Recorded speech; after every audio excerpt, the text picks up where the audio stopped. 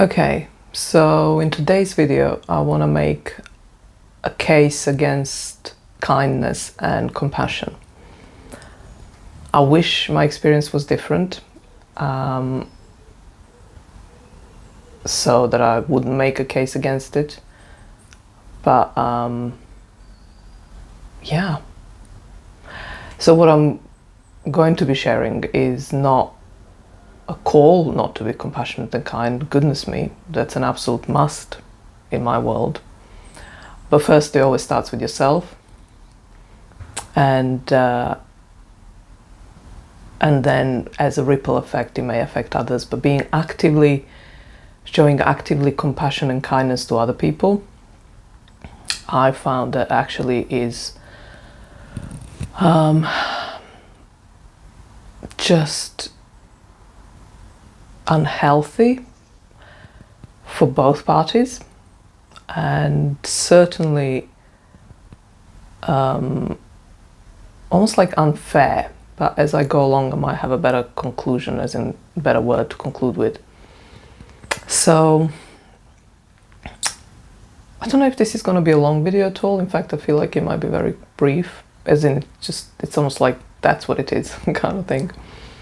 But basically, all my life, I love those big statements. So I'm 51 now, not all my life, but certainly for the first 40 years, I had that impulse to be almost like a reflex, like a knee-jerk reaction, to show compassion and kindness to someone else. Astrologically, this is written all over my chart. So yeah, I'm not going to go into that, but and I did that. That was my first response to initial response to all my interactions for, like I say, good first 4 decades. And but each time I discovered, and this is without failing, I mean, maybe some logistics, exception of some logistics or whatever, but without failing to produce this result, which is that whoever I showed compassion and kindness to, and I'm not talking Samaritan kind, like someone was on the verge of dying and I helped them change their mind and not kill themselves, that kind of extreme. No, just simple, daily things, like someone was upset and I offered the listening ear, or someone was unkind to me. And I mean, not always, this one I didn't do always. Often I would just, if someone was unkind to me, I would probably just withdraw because I wouldn't know what to do, kind of thing. That was the typical response, the most knee-jerk reflex reaction.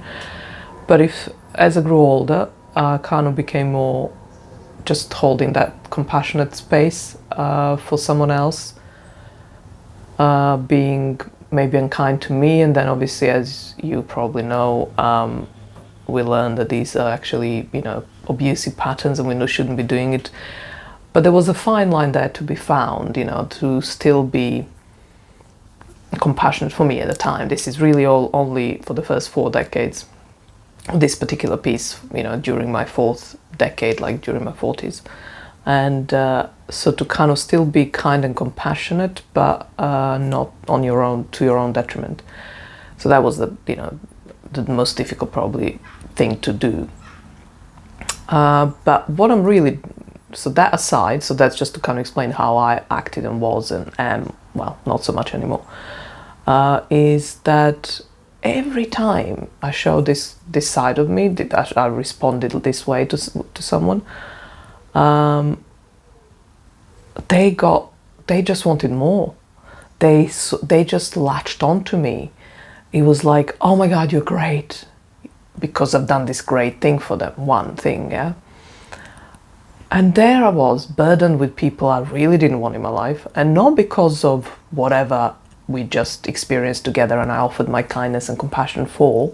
No, not because of that. Just don't want you. Just don't want mostly anyone. Don't want anyone, more or less.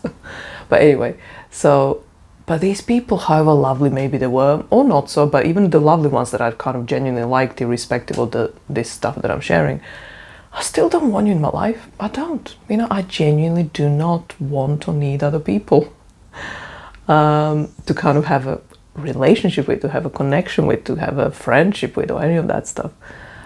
But the point here really is that you show someone your kindness, you give them kindness and compassion. They just see you as, because they haven't had it before, or maybe not in the way you did it, and you did it particularly well, and that was my case. And then they're like this, like holding on to you for dear life because you gave them something they need. And they think you're the only one to give them, or you are the only one that can give them well, or whatever. And it's like, I just had this whole row of people, or whole pool of people, or just if I'm a tree and they're all hanging off me because I was doing something great for them. And I'm like, that's not fair. That's not fair on me. That's so not fair on me. And then, this is a Christian language, which is really not my language, and I really don't like it. But I will say it because it kind of is, I like to use it here, which is, that's not how to, I lost it now.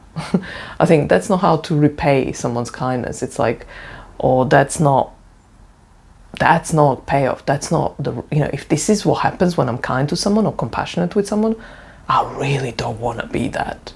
Yeah, do you see what I mean? At least do you see what I'm saying? I'm sure you, I don't know.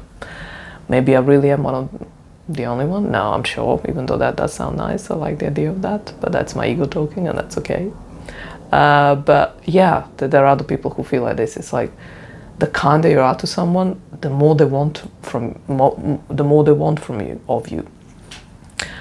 So now you can talk about different flavors and different kinds of kindnesses and compassions, how that's expressed. I remember reading, this was a big chapter in my life, as in one of the big kind of pieces of shadow work that I was doing, which is, I remember reading and trying to find, how do you how do you do empathy and compassion without getting caught up in that person's life, or rather how to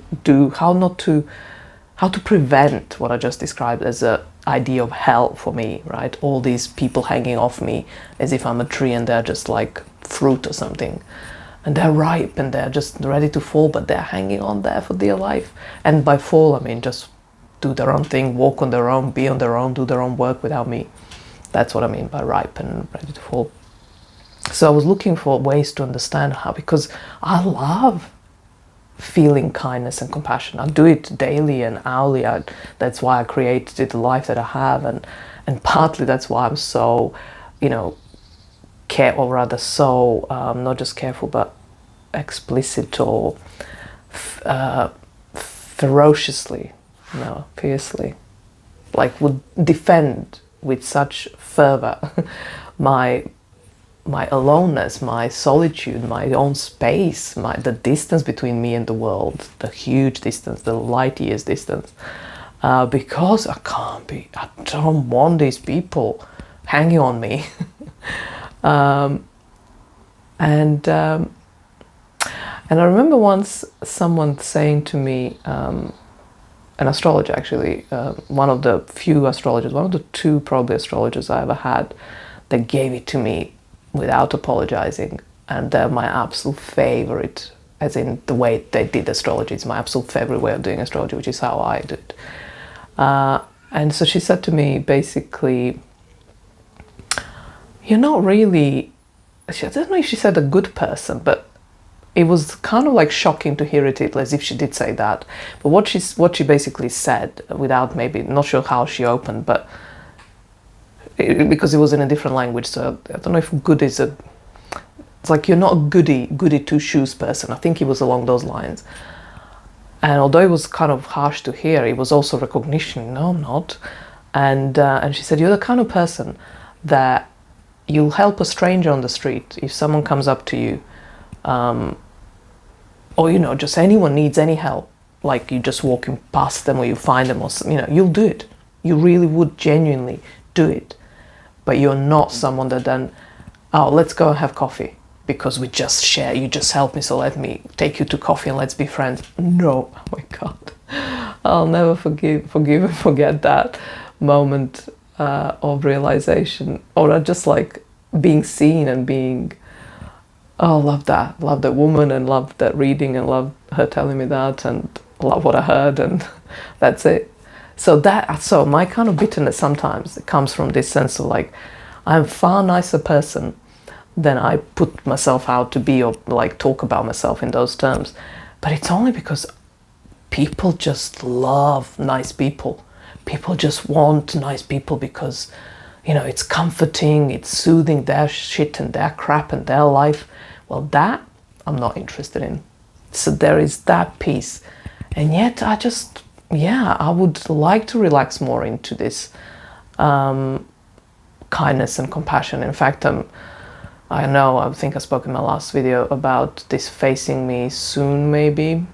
Consequences of something may just be unfolding and cornering me, where I will have to, and where this kind of piece about being compassionate and kind without evoking and inviting, like, oh well, great, yeah, that's so nice, let's get together, you will come over, you go over to ours, let's go out for dinner, or no,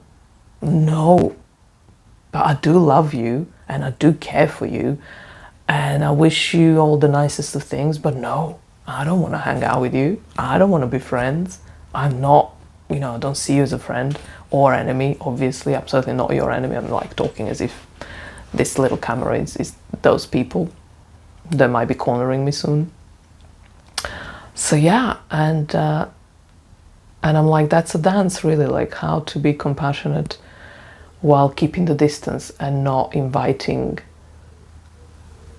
So like I say, I have so far found a way of doing it, which is this, like I just kind of did it, like I love you but no. So it's like I mixed the two. I do because I love you, I genuinely care for these people, I love them, I wish them only the nicest thing, I genuinely, my heart beats for them, it's warm for them, but I just don't want to see them once a year tops, if that. I mean, happily probably never see them again, I'll be more than happy to, but circumstances probably wouldn't, that's kind of want to be, that would be probably impossible, I don't know. But my point is, it's kind of because I have to be, so this love comes, the expression of love, the genuine love, but it has to come, has to be followed by this like, no, that's no, yeah, but no. And that I don't like. As in, I just wonder, I think I spoke with this before actually in a different context maybe, that kind of,